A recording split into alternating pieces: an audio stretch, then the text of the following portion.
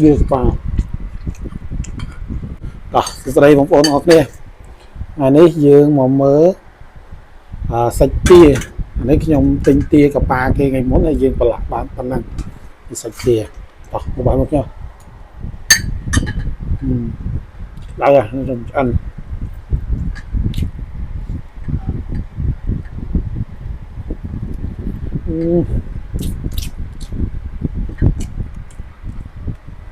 ăn món ngon về với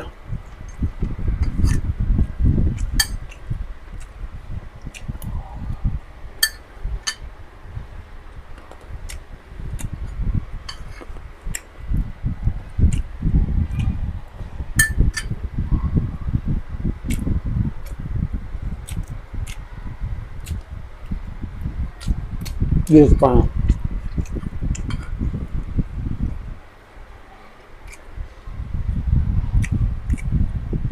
Slang chân tay cô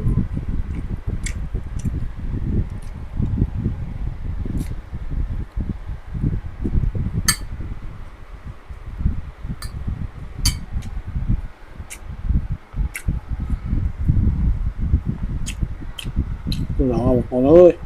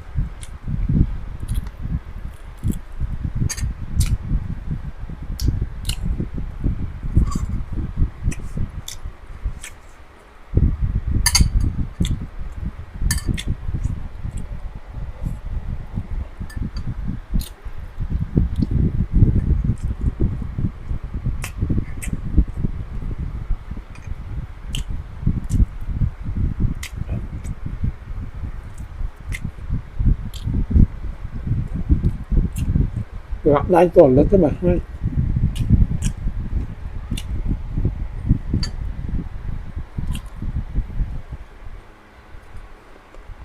một ô nhưng mua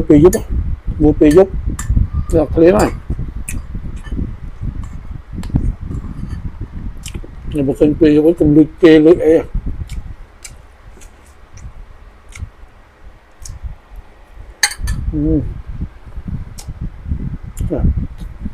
ta chọc ra nha mình này chọc con cho các bạn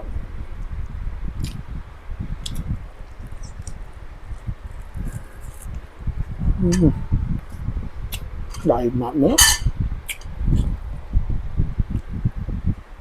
ok ôi ôi ôi ôi ôi ôi ôi ôi ôi